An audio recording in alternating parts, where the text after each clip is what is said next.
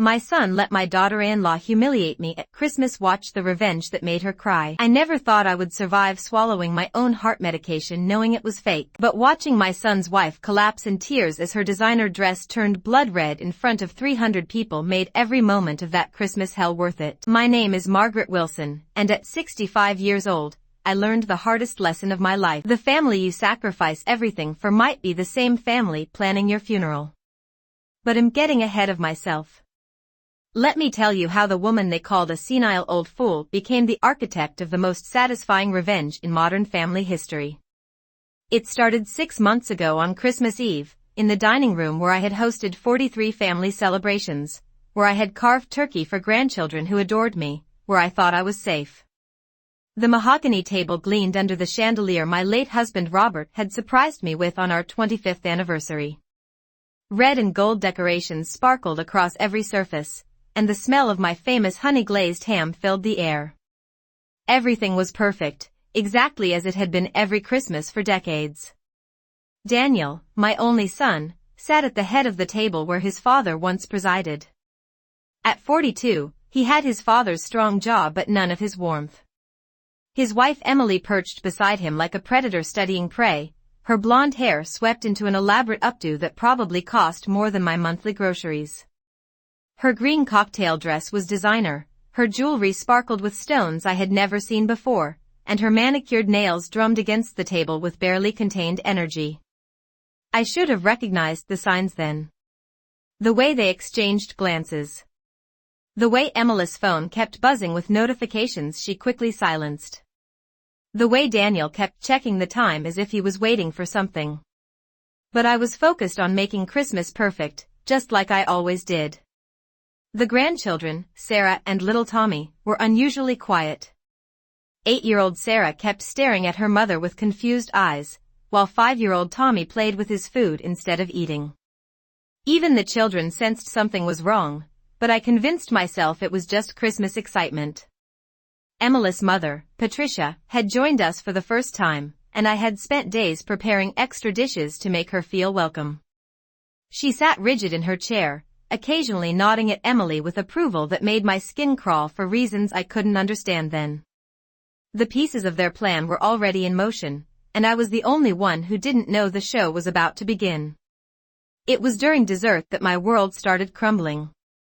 I was serving my grandmother's apple pie recipe when I noticed Emily holding her phone at an odd angle, screen facing the table. The red recording light was blinking, but I thought she was taking family photos like she always did for her social media. How was I supposed to know she was live streaming my humiliation to her 12,000 followers? Daniel cleared his throat in that formal way that meant he had something serious to say. I set down the pie server and gave him my full attention, expecting an announcement about a promotion or maybe another grandchild on the way. Instead, he pulled out a manila envelope that made my blood run cold. "Mom," he said, his voice taking on a tone I had never heard before. Businesslike. Cold. Clinical. "Emily and I have been talking, and we think it's time we discussed some changes around here." "Changes?"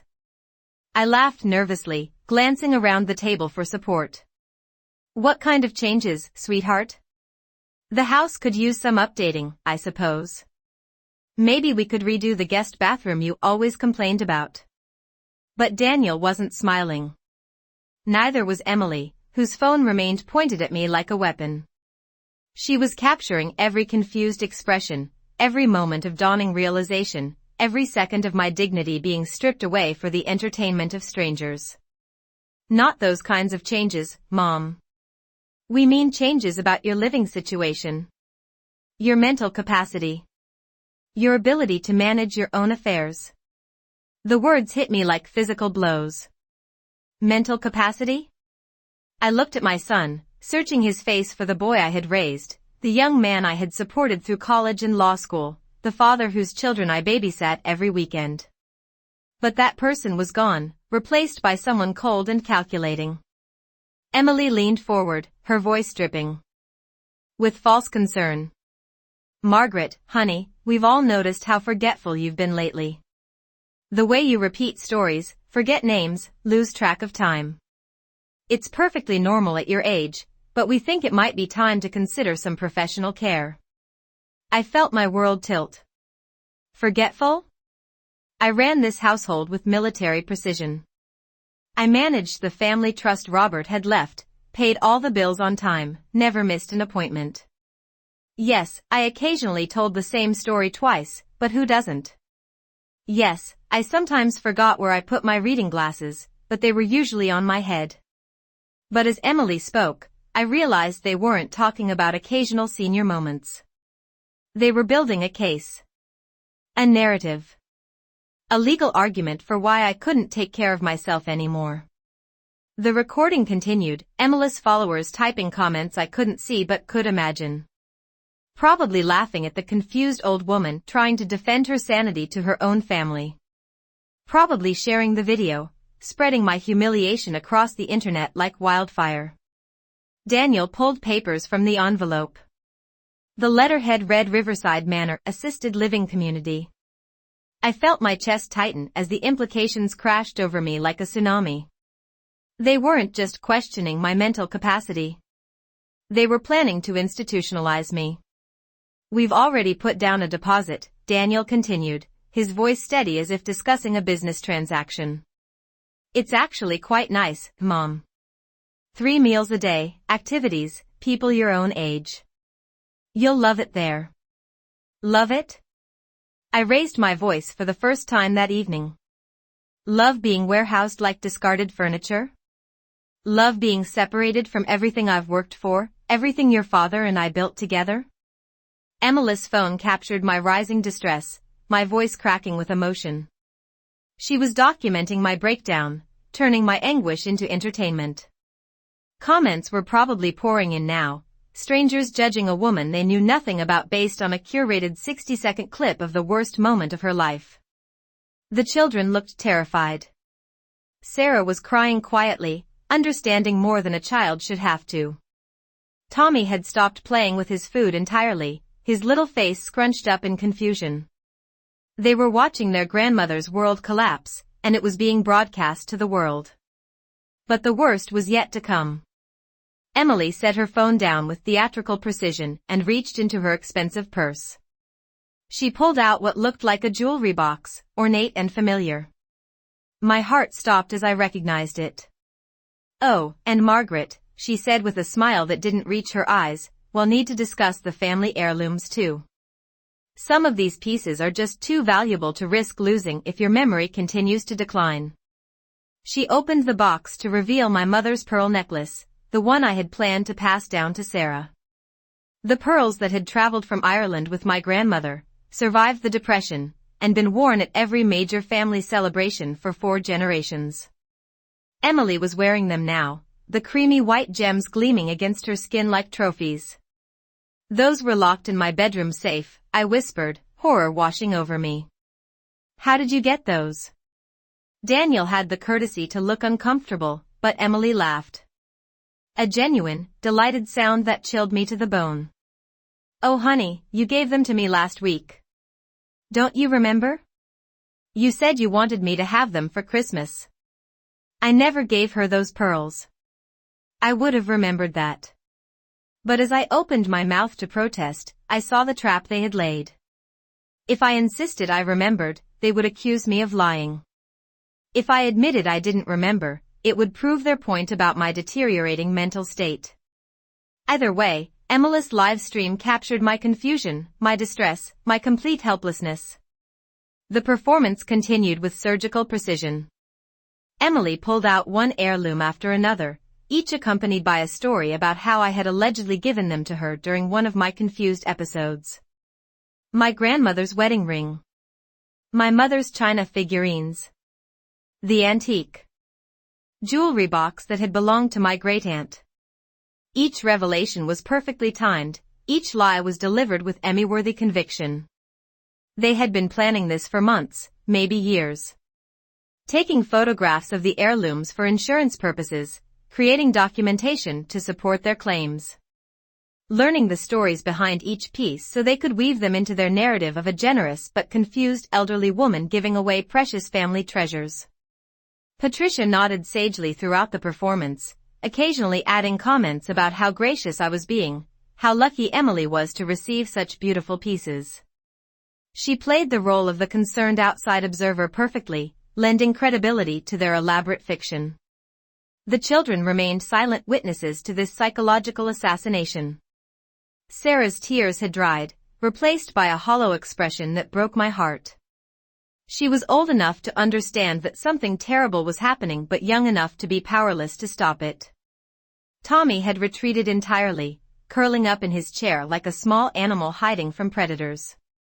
Daniel presented the assisted living papers with the efficiency of the corporate lawyer he had become.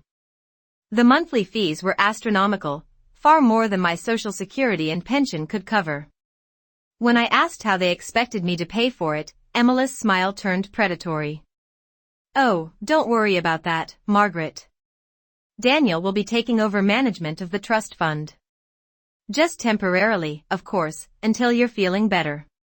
Someone needs to handle the finances while you're adjusting to your new home." The final piece of their plan clicked into place with devastating clarity. This wasn't about my mental capacity or my well-being. This was about money. Robert's trust fund, worth nearly $3 million, had been designed to provide for me during my lifetime and then pass to Daniel. But as long as I was competent and in control, I determined how that money was spent.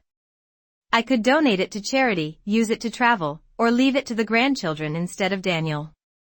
By declaring me mentally incompetent, Daniel would gain immediate access to millions of dollars. The assisted living fees would quickly drain my personal savings, leaving only the trust fund to pay for my care. And who better to manage that trust than my devoted son, the lawyer who was sacrificing so much to take care of his poor, confused mother? Emily continued recording as I sat in stunned silence, processing the magnitude of their betrayal. Her followers were witnessing a family intervention, a necessary conversation about aging and mental health. They saw a reasonable daughter-in-law gently helping her confused mother-in-law transition to appropriate care. They saw a son making difficult decisions out of love and responsibility. They didn't see the theft, the manipulation, the careful destruction of a woman who had spent her entire life putting family first. They didn't see the months of planning, the legal maneuvering, the calculated cruelty behind every concerned word and sympathetic gesture. But I saw it all. And as I sat there, surrounded by the remnants of Christmas dinner and the wreckage of my trust, something inside me began to change. The confusion and hurt were being replaced by something harder, colder, more dangerous. They had mistaken my kindness for weakness, my love for blindness, my age for vulnerability. They had no idea who they were dealing with. Emily finally ended her live stream with a heartfelt message about the importance of family, about making difficult decisions with love, about how grateful she was for everyone's support during this challenging time.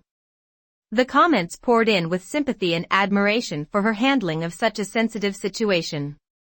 As the family dispersed, making awkward excuses to leave early, I remained seated at my dining room table. The remnants of Christmas dinner grew cold around me. Red and gold decorations that had seemed so festive hours earlier now felt like decorations at a funeral. My funeral. Daniel kissed my forehead before leaving, the same gesture he had given me thousands of times throughout his life. But this time it felt like Judas kissing Jesus, a mark of betrayal rather than affection. Emily didn't bother with false affection.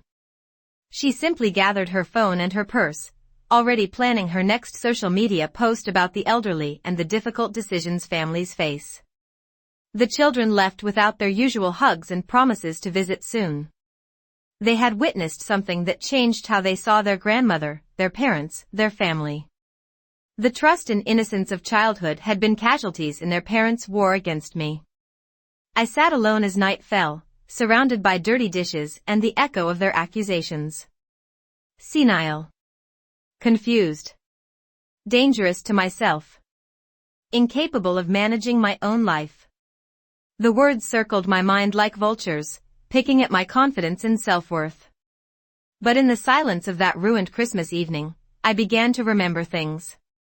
Important things. Things that would change everything.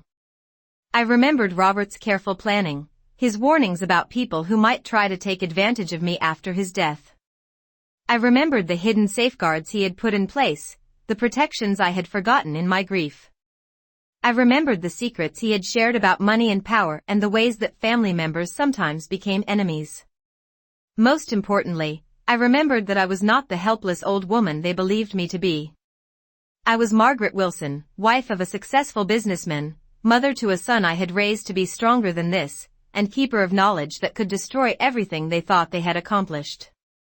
They wanted to play games with my mind, my money, and my dignity.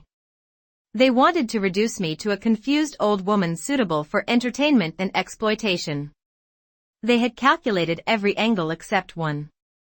They had forgotten to calculate what happens when a woman with nothing left to lose decides to fight back. The next morning, I began my research. Not the confused wandering of a deteriorating mind, but the methodical investigation of a woman who had spent 40 years managing family finances and understanding exactly how money and power worked. I started with Robert's papers, files I hadn't touched since his death 3 years earlier. He had been more paranoid than I realized, more concerned about family dynamics after his death. Hidden in his desk drawer, I found notes about Daniel's spending habits, Emily's background, and warning signs he had observed but never shared with me. He had been preparing for exactly this scenario, building protections I was only now beginning to understand. Emily had underestimated more than just my mental capacity. She had underestimated the depth of my husband's preparations and the strength of my determination to protect what we had built together. But most fatally, she had underestimated what a 65-year-old woman with time, resources, and righteous anger could accomplish when she decided to stop playing the victim. I spent the next 3 months playing their game. I acted confused when they visited, forgot names on cue, and gradually allowed them to take over more aspects of my life. I signed papers they put in front of me, agreed to their suggestions, and even toured the assisted living facility with apparent enthusiasm. But while they thought they were managing a cooperative victim, I was actually conducting the most important investigation of my life. Every document they showed me, I photographed. Every conversation we had, I recorded. Every claim they made about my mental state, I documented. I hired a private investigator named Jake Morrison, a former police detective who specialized in financial elder abuse. I paid him in cash from my carefully hoarded household money, meeting him in different coffee shops around town like we were conducting espionage operations. What Jake discovered about Emily's background made my blood run cold. The woman I had welcomed into my family was not just a gold digger. She was a career criminal with a pattern of targeting older family members. Her first husband's grandmother had died under suspicious circumstances after signing over her life savings. Her second marriage had ended when her mother-in-law accused her of forging documents, though charges were dropped after the woman mysteriously changed her story. Emily had gambling debts that reached into 6 figures. Online poker, sports betting, and high-stakes card games had created a financial hole she couldn't escape. She owed money to people who didn't accept bankruptcy as an excuse, people who collected debts with methods that didn't appear in any legal textbook. Daniel's complicity ran deeper than simple greed. The law firm where he worked was struggling, and several clients were questioning billing irregularities that could cost him his license. He needed money quickly and quietly, money that couldn't be traced to any questionable sources. The trust fund represented salvation for both of them. $3 million would pay Emily's debts and give Daniel enough capital to start his own practice away from the ethical scrutiny of his current partners. All they needed was a confused old woman who could be easily manipulated into signing her rights away. But the most shocking discovery came from Jake's surveillance of their communications.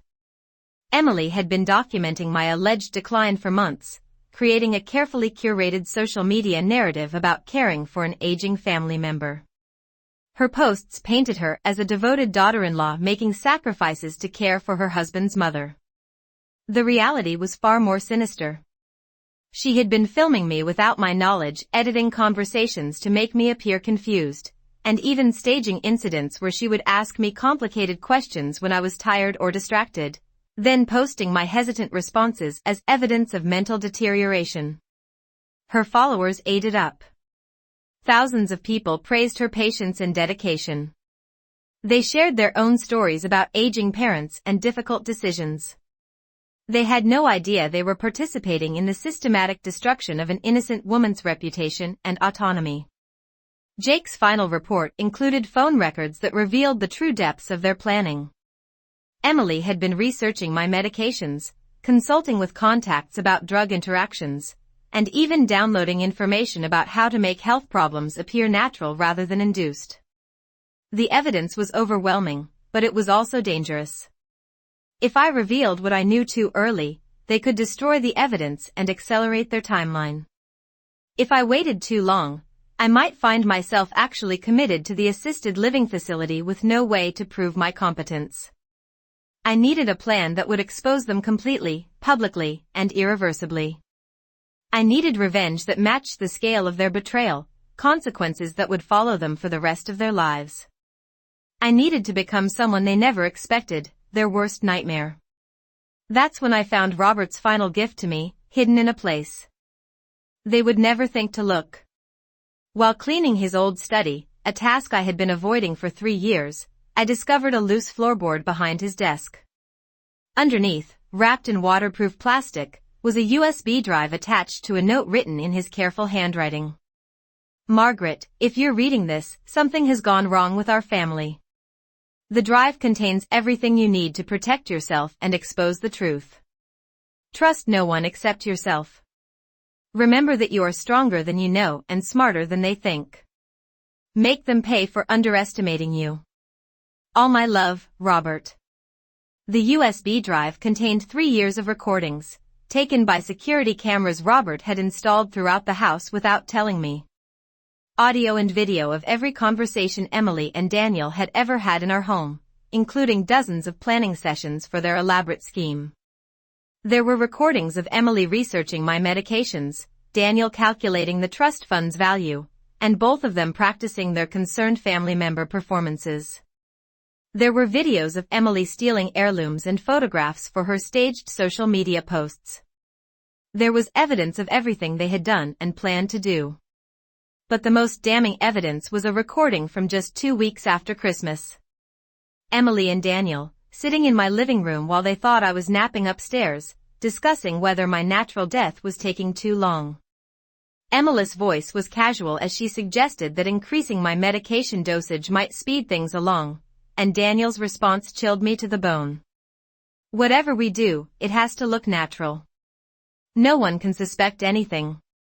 We just need to be patient a little longer. They weren't just stealing my money and destroying my reputation. They were planning my murder. I listened to that recording 3 times before I fully accepted what I was hearing.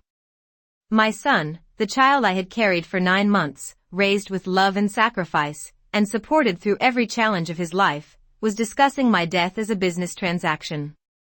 Emily had corrupted him completely, turning him into someone I no longer recognized. But their casual discussion of my murder was also their greatest mistake. It transformed me from a victim of financial abuse into someone fighting for her life. Every limitation I had placed on myself, every concern about family relationships or public perception, disappeared in the face of that recorded conversation. If they wanted to play for my life, I would show them what a woman with nothing left to lose could accomplish. I spent the next month becoming someone new. Not Margaret Wilson, the devoted mother and grandmother who had spent her life putting others first. Not the confused elderly woman they believed they were manipulating. I became Margaret Wilson, the architect of the most devastating revenge plot in family history. I studied them the way they had studied me, learning their schedules, their weaknesses, their greatest vulnerabilities. I researched their friends, their employers, their public personas. I mapped out their social networks and identified the people whose opinion mattered most to them. Emily's greatest pride was her social media presence and her reputation as the perfect wife and mother. She had built an online brand around family values and personal responsibility. Her followers trusted her, admired her, and looked to her for inspiration about managing family challenges. Daniel's career depended entirely on his reputation for integrity and sound judgment. Corporate law demanded absolute trust between lawyer and client. Any hint of ethical violation or criminal behavior would destroy everything he had worked to build. Their greatest strengths would become their greatest weaknesses. Their public personas would become the instruments of their destruction. And I would be the conductor of their downfall. The plan that took shape over those weeks was beautiful in its symmetry. They had used technology and social media to destroy my reputation and document my supposed decline. I would use the same tools to expose their crimes and destroy their lives. They had performed their concerned family act for Emily's followers and Daniel's colleagues. I would give those same audiences a much more entertaining show. They had planned my death as quietly and naturally as possible. I would ensure their downfall was as public and spectacular as their crimes deserved. The only question remaining was timing. When should I strike? How could I guarantee maximum impact and minimum chance of escape? Then Emily made my decision for me by announcing her plans for Daniel's company's annual gala. It was their biggest networking event of the year, attended by clients, partners, and industry leaders. Daniel had been chosen to give the keynote address about ethics in corporate law, a choice that made me laugh out loud when I heard about it. Emily had been planning her outfit for months. The perfect dress, the perfect jewelry, the perfect opportunity to network with people who could advance Daniel's career. She had even arranged for a professional photographer to document the evening for her social media accounts. It was the perfect stage for the perfect revenge. An audience of hundreds, professional photography, and two people who thought they were celebrating their victory over a helpless old woman. They had no idea that the helpless old woman had become their destroyer, and that their moment of triumph was about to become their public execution. But first, I had some shopping to do. The transformation didn't happen overnight. For weeks after discovering Robert's USB drive, I found myself caught between two identities, the grieving widow who had trusted her family completely, and the woman who now understood that trust had been weaponized against her. Some mornings I woke up hoping it had all been a nightmare, that I would find Emily and Daniel in my kitchen making breakfast and apologizing for a terrible misunderstanding. But the recordings didn't lie. The evidence was irrefutable. And every day that passed brought me closer to the assisted living facility they had selected as my prison. I began to study them with the intensity of a scientist examining dangerous specimens. Emily's daily routine became as familiar to me as my own. She left the house every Tuesday at 10:15 for her nail appointment, stopped at Starbucks for her usual vanilla latte with extra foam, then spent exactly 90 minutes at the salon. She always parked in the same spot, always tipped the same amount, always posted the same type of photo to her Instagram stories. Her predictability would be her downfall, but I was patient enough to let her maintain the illusion of security while I gathered every detail I needed. Daniel's patterns were equally rigid. Corporate law had trained him to value efficiency and routine above spontaneity. He left for work at 7:30 sharp, stopped at the same deli for lunch every day, and returned home by 6 unless he had client meetings. His calendar was synchronized across multiple devices, and Emily had access to every appointment and obligation. They thought their organized lives made them efficient. I recognized them as sitting ducks waiting to be shot. The private investigator Jake Morrison had become more than just a hired professional. He was the only person who knew the full scope of what I was planning, and his expertise in financial crimes was invaluable. When I showed him the USB recordings, his expression shifted from professional interest to genuine anger.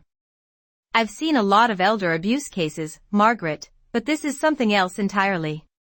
The premeditation, the sophistication, the complete lack of conscience. These aren't people who gradually convinced themselves you couldn't manage alone. They planned this from the beginning. Jake's background check on Emily had revealed even more disturbing details. Her real name was Emily Carter, not Emily Davidson as she had told Daniel. She had legally changed her name after her first husband's grandmother died under suspicious circumstances, and again after the second marriage ended in Scandal. The gambling debts were worse than we initially thought. She owed money to 3 different online casinos, 2 loan sharks, and a high-stakes poker group that operated out of a warehouse on the wrong side of town. The total exceeded $400,000, and the interest was compounding daily. But the most chilling discovery was evidence of her research into inheritance acceleration. Jake found browser histories showing extensive searches about heart medication interactions, stroke symptoms in elderly patients, and legal procedures for expedited inheritance claims. She had been planning my death with the thoroughness of a medical professional. Daniel's involvement ran deeper than simple compliance. Bank records showed he had been siphoning money from client trust accounts to fund MLS gambling, replacing it just before audits with carefully timed loans. The law firm's partners were beginning to notice irregularities, and an internal investigation was scheduled for the following month. My death and the inheritance money weren't just convenient solutions to their problems. They were desperately needed to prevent Daniel's arrest and Emily's potential murder by her creditors. Understanding the stakes changed everything about my approach to revenge. This wasn't just about family betrayal anymore. This was about survival, and I was fighting people who had already decided I needed to die. The shopping trip that would begin their downfall started at a high-end boutique in the fashion district downtown. Emily had mentioned the dress she was planning to wear to Daniel's company gala, a white Valentino creation that cost more than most people's monthly salary. She had shown me pictures, gushing about how perfect it would look in photographs and how impressed Daniel's colleagues would be.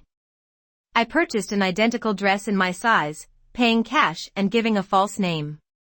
The sales associate assumed I was buying it for a special event, which wasn't technically untrue. Daniel's gala would certainly be special, just not in the way anyone expected. My next stop was a chemical supply company on the industrial side of town. The owner, an elderly man named Frank, had been Robert's friend for decades. When I explained that I needed supplies for an art project involving fabric dyes, he was happy to help. The compounds I purchased were perfectly legal and commonly used in textile manufacturing, but when combined in specific ratios, they created reaction patterns that were far more interesting than standard dyes. Frank's expertise in chemistry proved invaluable. We spent an afternoon in his workshop, testing different combinations until we achieved exactly the effect I wanted. The chemical reaction would be triggered by body heat and moisture, creating a dramatic color change that would appear to be blood but was actually completely harmless. The timing mechanism was the most crucial element. The reaction needed to begin at exactly the right moment, creating maximum impact with optimal audience. Frank helped me engineer delivery systems that could be concealed in various objects, triggered by remote control from anywhere in the building. Emily's beloved designer handbag collection would be the primary delivery method. She owned 17 bags worth more than $50,000 total, and she rotated them like a museum curator displaying precious artifacts. Each bag had been photographed extensively for her social media accounts, documenting her excellent taste and financial success.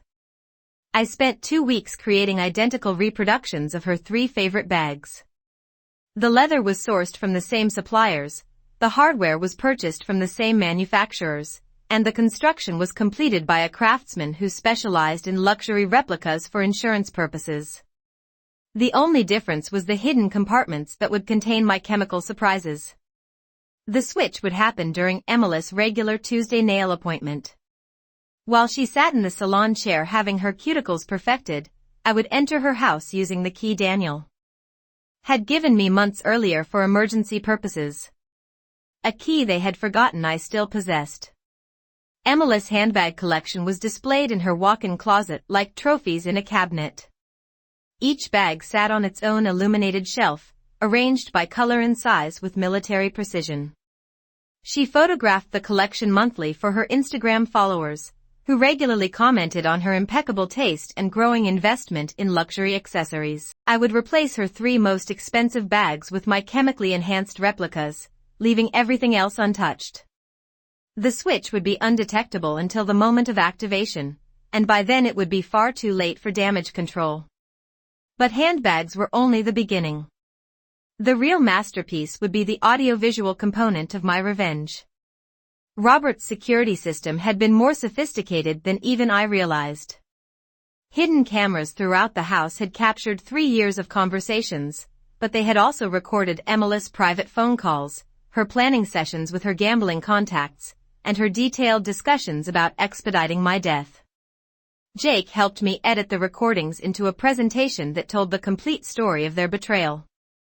Emily's own words would condemn her, played through speakers she wouldn't be able to locate or silence. The video evidence would be simultaneously uploaded to every social media platform she used, tagged with her followers and professional contacts. The beauty of social media was its permanence. Once something went viral, it could never be completely erased. Emily had spent years building her online reputation as the perfect wife and mother. I would destroy that reputation in a single evening using her own platforms and her own followers. Daniel's professional destruction required a more targeted approach. The legal profession was built on reputation and trust, both of which could be shattered instantly with the right evidence presented to the right people. The recordings of him discussing my murder would be delivered simultaneously to his law firm's partners, the State Bar Association, and the clients whose trust accounts he had been raiding. I researched each partner individually, learning their backgrounds, their ethical standards, and their tolerance for criminal behavior among associates. Daniel's career would be over before he finished giving his keynote address about ethics in corporate law. The irony was perfect, and I savored it like fine wine. But the piece de resistance would be Emily's creditors. The loan sharks, casino operators, and poker players she owed money to were not people who appreciated being ignored or avoided. They had been patient while she promised payments that never materialized, but patience had limits even among professional criminals. Jake's contacts in law enforcement had helped me identify key players in Emily's debt collection process. These were people who valued public embarrassment as a collection technique, who believed shame was more effective than threats when properly applied. The gala would provide the perfect venue for their collection efforts. Daniel's colleagues and clients would witness firsthand what happened to people who borrowed money from organizations that didn't appear in any business directory. Everything was planned with clockwork precision. The chemical reactions, the audio recordings, the social media uploads, and the creditor confrontations would happen in sequence, each element building on the previous one until Emily and Daniel found themselves trapped in a nightmare of their own creation. I had become someone they never expected me to be, their equal in planning, their superior in execution, and their destroyer in every way that mattered. The final element was my own transformation. The confused, helpless elderly woman they had been manipulating needed to disappear completely, replaced by someone strong enough to face them without fear or hesitation. I hired a personal trainer named Maria, a former military instructor who specialized in helping women over 60 reclaim their physical confidence.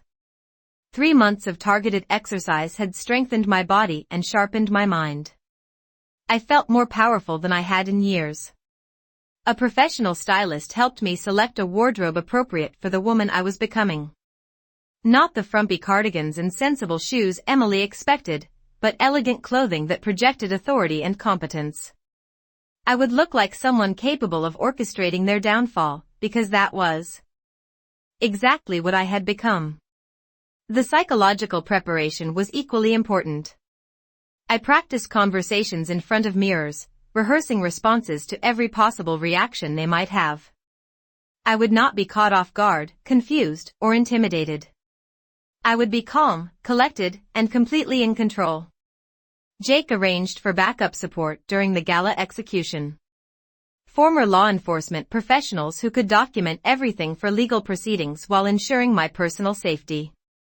Emily's creditors were unpredictable, and Daniel's reaction to public exposure was unknown. I had learned from their mistake of underestimating their opponent. I would be ready for anything.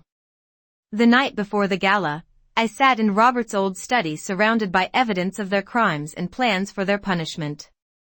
3 months earlier, I had been a victim preparing for institutionalization and possibly death. Now I was an architect of justice preparing to reclaim everything they had tried to steal. They had taught me valuable lessons about family, loyalty, and the price of misplaced trust. Tomorrow night, I would return the favor with interest compounded by months of careful planning. Emily's white Valentino dress hung in my guest room closet, waiting for its moment of transformation. Daniel's keynote speech notes lay on my desk, soon to be overshadowed by revelations that would destroy his career forever. The chemical compounds were prepared, the recordings were edited, and the creditors were informed. Everything was ready for the most satisfying evening of my 65-year life. I poured myself a glass of Robert's best wine and raised it in a toast to his memory. He had warned me about wolves in sheep's clothing, but he had also given me the tools to defeat them. His security system had captured their crimes, his financial planning had protected my resources, and his love had given me the strength to fight back. Tomorrow night, Margaret Wilson would die as surely as they had planned. But she would be reborn as something far more dangerous, a woman who had learned that sometimes the only way to get justice was to take it yourself. The old Margaret had believed in family, forgiveness, and second chances. The new Margaret believed in evidence, consequences, and the sweet satisfaction of watching criminals face the results of their choices. They had created their own destroyer, and tomorrow night, she would introduce herself properly.